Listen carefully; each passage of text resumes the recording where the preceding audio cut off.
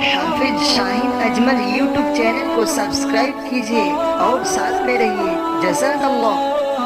السلام علیکم ورحمۃ اللہ وبرکاتہ۔ دوستو، آج میں آپ لوگوں کے سامنے ایک ایسا زبردست واقعہ کو لے کر حاضر ہوا ہوں جو واقعہ حضرت مولانا پیر ذوالفقار احمد صاحب دامت برکاتہم نے اپنی کتاب اہل دل کو تڑپا دینے والے واقعات میں لکھا ہے کہ ایک مؤذن مصر کے جامع مسجد میں اذان دیا کرتا تھا۔ ظاہر میں وہ مؤذن دین کا کام کرنے والا تھا، لیکن اس کے دل میں خدا کا خوف نہیں تھا۔ اس کے دل میں فسق و فجور بھر چکا تھا۔ ایک دفعہ وہ مؤذن اذان دینے کے لیے مصر کے اس مسجد کے مینار پر چڑھا۔ مینار کے ادھر ادھر بہت سارے مکانات تھے۔ ایک مکان میں اس کی نظر پڑی تو اسے کوئی خوبصورت لڑکی نظر آئی۔ پھر وہ اس لڑکی کو دیکھ کر فدا ہو گیا۔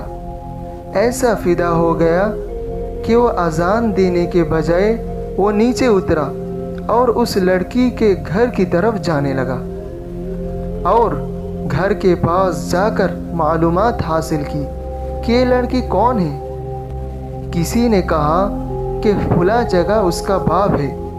یہ مؤذن اس کے باپ کے پاس گیا اور اس کے باپ سے پوچھا کہ آپ کون ہیں؟ اس نے کہا کہ ہم عیسائی ہیں اور یہاں نئے آ کر ٹھہرے ہیں۔ اس مؤذن نے کہا، اچھا، میں چاہتا ہوں کہ میں آپ لوگوں کے ساتھ تعلقات رکھوں۔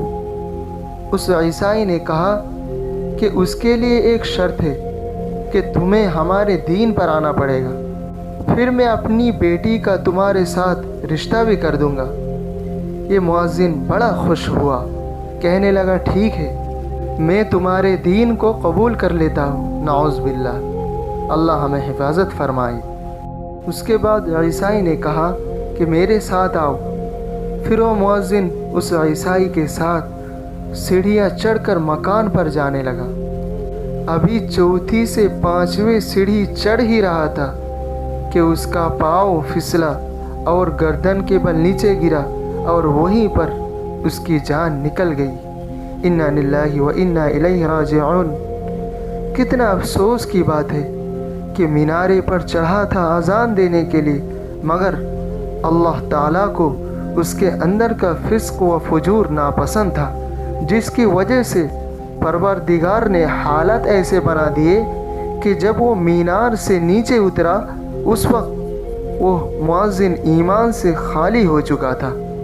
اللہ ہمیں حفاظت فرمائے ایسی گناہوں سے جو اللہ کی ناراضگی کا سبب ہو اور ایمان کے سلب ہونے کا ذریعہ ہو، اور اللہ ہم سب لوگوں کو بدنگاہی سے حفاظت فرمائے۔ آمین ثم آمین، وآخر دعوانا عن الحمد للہ رب العالمین۔